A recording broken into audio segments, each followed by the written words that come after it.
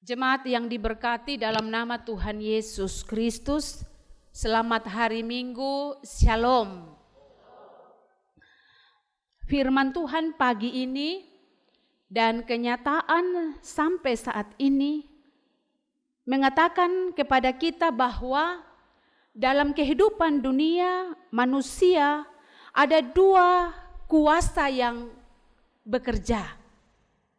Kuasa Allah, roh Allah, dan roh jahat atau kuasa jahat. Karena itu dari bacaan yang disiapkan oleh Sinode dari Lukas 8 yang kita baca dalam perikop Yesus mengusir roh jahat dari orang Gerasa, ada dalam tema kuasa Allah mengalahkan roh jahat.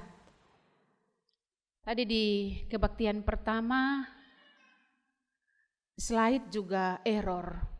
Lalu beberapa bagian liturgi juga mic ada mati hidup. Suara hilang muncul.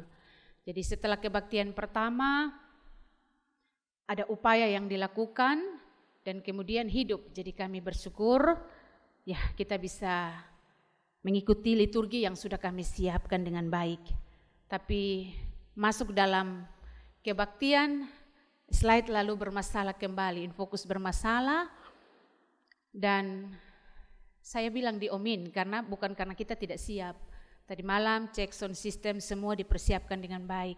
Jadi saya bilang diomin, ini kita pun tema kuasa Allah mengalahkan roh jahat, jadi mungkin ini roh jahat ada kesetunjuk dia pun kuasa untuk mengganggu hati kita, untuk mengambil damai sejahtera itu.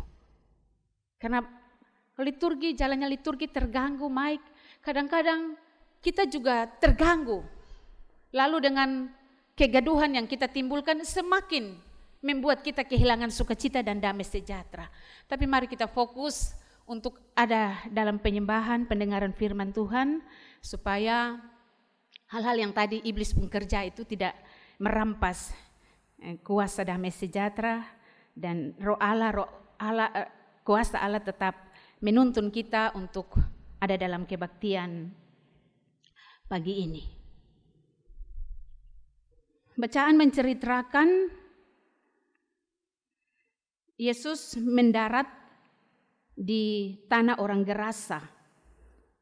Ketika Yesus naik ke darat, datang seorang laki-laki menemui Yesus, tetapi dia tersungkur di bawah dan di hadapan kaki Yesus. Dalam sebuah pernyataan, apa urusanmu dengan aku, hai Yesus anak Allah yang maha tinggi? Aku mohon kepadamu supaya engkau jangan menyiksa aku.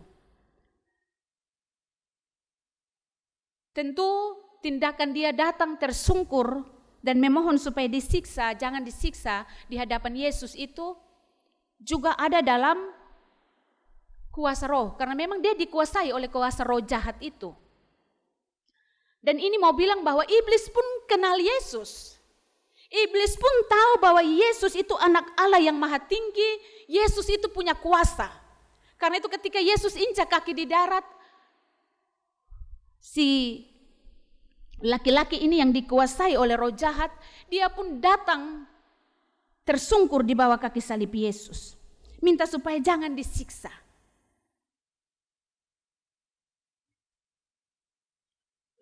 Alkitab menggambarkan bagaimana ketika roh jahat itu menguasai kita manusia. Dia buat kita hancur. Dia ambil segala sesuatu. Tepung barang yang sembunyi itu, ini dia telanjang tidak pakai baju, itu jadi dipertontonkan, jadi barang tontonan.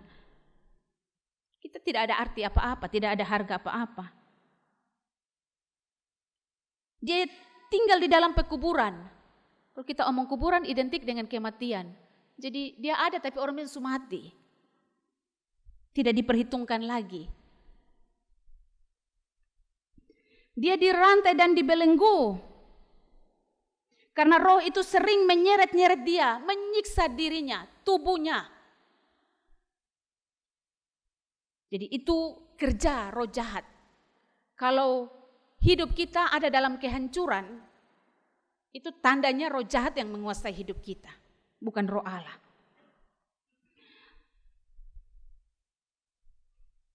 Lalu Yesus juga bertanya kepadanya, ada percakapan dengan si roh jahat ini. Siapa namamu? Jadi dalam diri Yesus itu ada kuasa sehingga dia mampu berkomunikasi dengan si roh jahat ini. Legion. Legion itu bahasa Latin yang legion dari kata legio yang artinya resimen tentara Romawi yang berjumlah 6.000 orang. Di sini bilang kerasukan banyak setan. Jadi begitu banyak roh jahat yang menguasai dia. Sehingga dia ada di bawah kendali roh jahat itu. Tidak sadar apa yang dia buat. Walaupun mempermalukan, menghancurkan dirinya. Karena memang dikuasai oleh roh jahat. Jadi kalau kita mempermalukan diri kita sendiri, atau kita dipermalukan dengan kejahatan-kejahatan kita, itu karena memang roh jahat menguasai hidup kita. Tetapi setan-setan ini memohon kepada dia supaya jangan memerintahkan mereka masuk ke dalam jurang maut.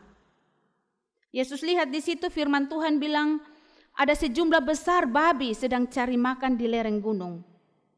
Lalu setan-setan itu minta. Jadi ini setan dong minta kepada Yesus untuk perkenankan mereka memasuki babi-babi itu. Yesus mengabulkan. Tetapi pada akhirnya juga babi-babi ini terjun ke dalam danau lalu mati lemas. Firman Tuhan mencatat dan menceritakan penjaga-penjaga babi itu melihat apa yang terjadi. Mereka pergi menceritakan kepada orang-orang apa yang mereka jumpai. Bagaimana setan-setan itu keluar meninggalkan orang laki-laki, orang gerasa itu. Dan bagaimana setan-setan itu masuk ke dalam kawanan babi sehingga mereka terjun ke danau dan mati. Tetapi menarik yang reaksi yang ditimbulkan oleh orang banyak ini yang melihat.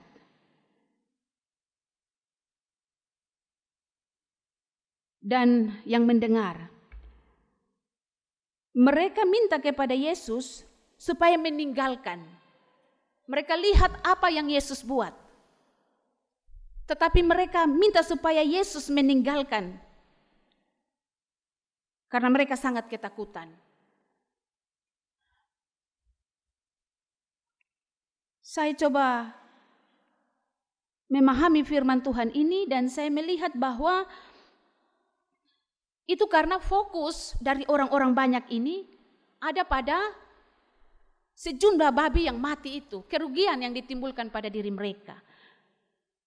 Mereka tidak melihat bagaimana kuasa Allah mengalahkan roh jahat itu. Jadi fokus mereka bukan pada kuasa Allah yang mengalahkan roh jahat itu. Tetapi mereka melihat bagaimana kerugian yang mereka derita.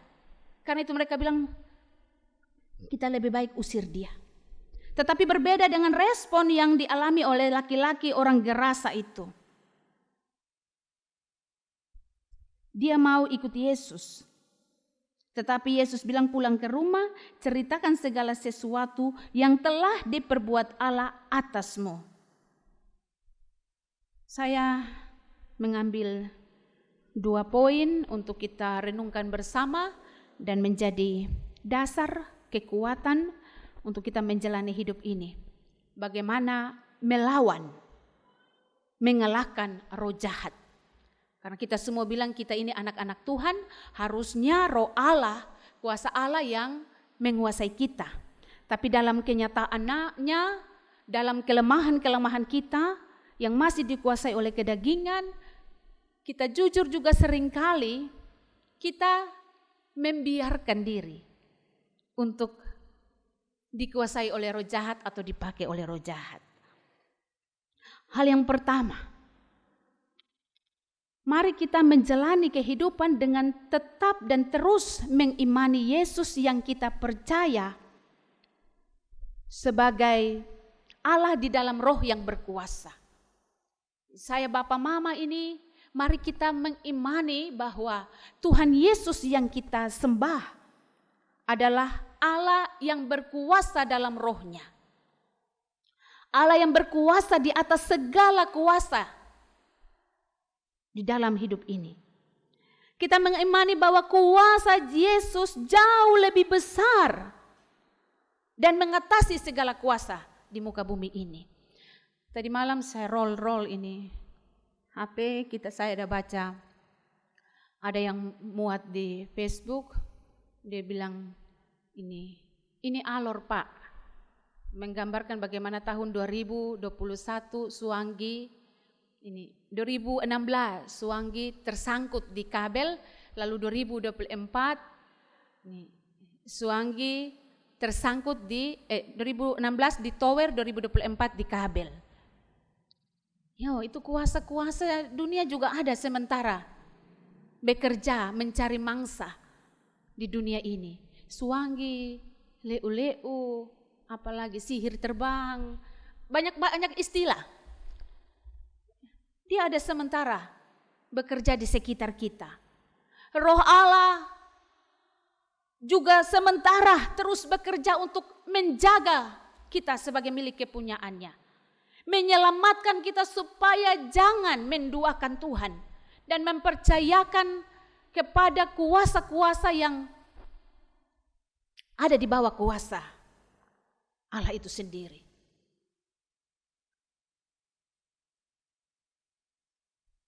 Firman Tuhan ini hidup. Dia bukan hanya sebuah cerita sejarah yang terjadi di masa lampau.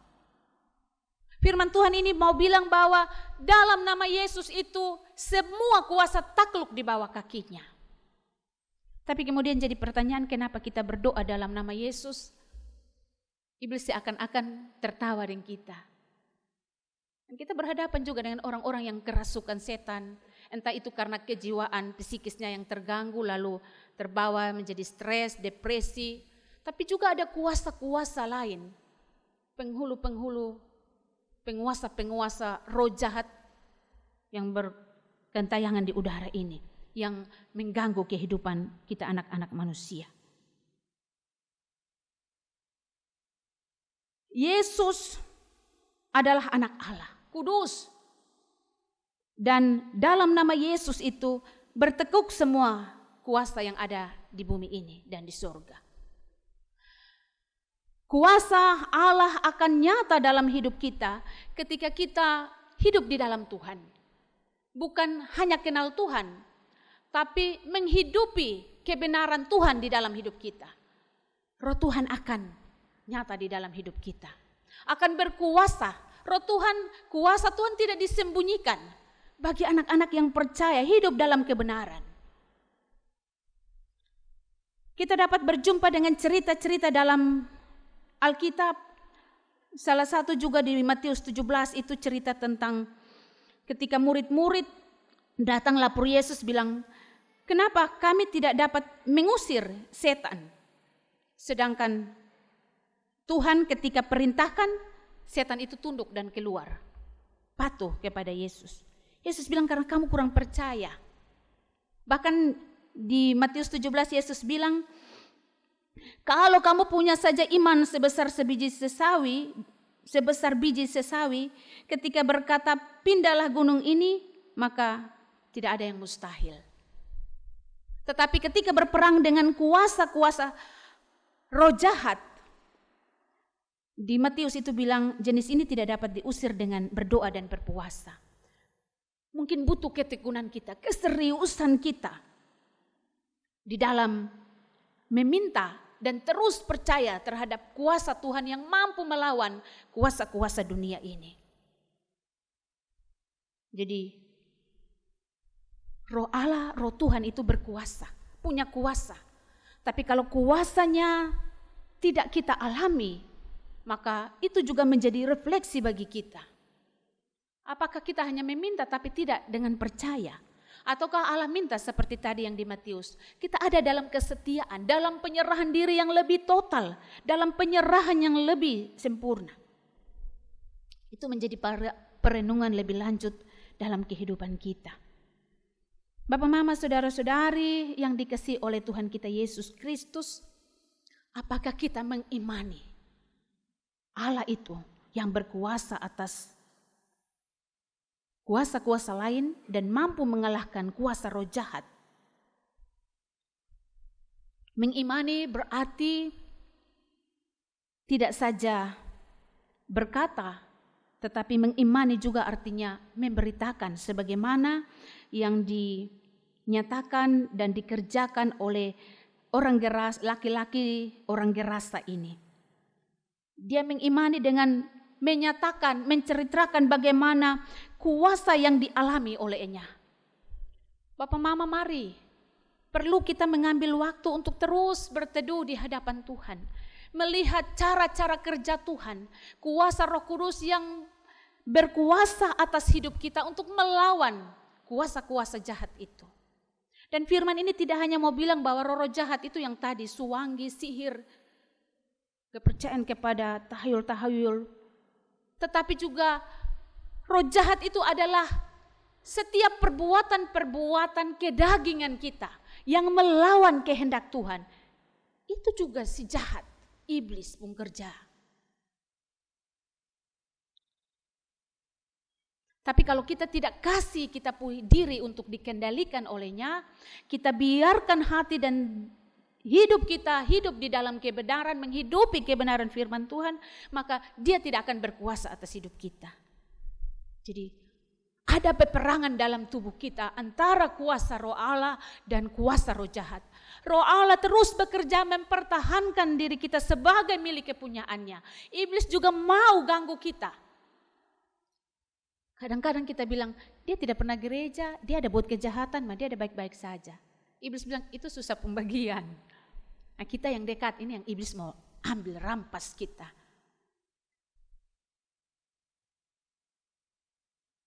Itu hal yang pertama. Poin yang kedua, di sini kita melihat bagaimana kasih Tuhan yang sempurna. Penyembuhan, pemulihan yang Tuhan kerjakan itu total. Dalam diri laki-laki orang Gerasa ini Tuhan pulihkan martabat. Tuhan angkat harga dirinya. Telanjang, tapi kemudian dia berpakaian karena sudah sadar. Roh jahat tidak lagi menguasai dirinya. Dia biasa badannya diseret-seret oleh kuasa roh jahat.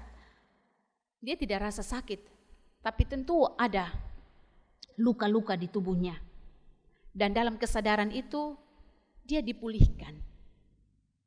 Pemulihan Tuhan tidak saja hanya tubuh, tidak hanya fisik, tetapi juga psikis, spiritual, jiwa. Tuhan selamatkan. Dia yang tadi dibawa kuasa roh jahat, kini ada dalam pemberian diri untuk ikut Tuhan. Jadi orang yang dibawa kuasa roh Allah itu, dia hidupnya mau ikut Tuhan. Dia mau ada di dalam kebenaran firman Tuhan. Dia mau melakukan apa yang Tuhan minta. Dia mau menyaksikan perbuatan-perbuatan Tuhan yang ajaib yang ia alami dalam hidupnya. Itu orang yang dia kuasai. Karena dia sudah dipulihkan.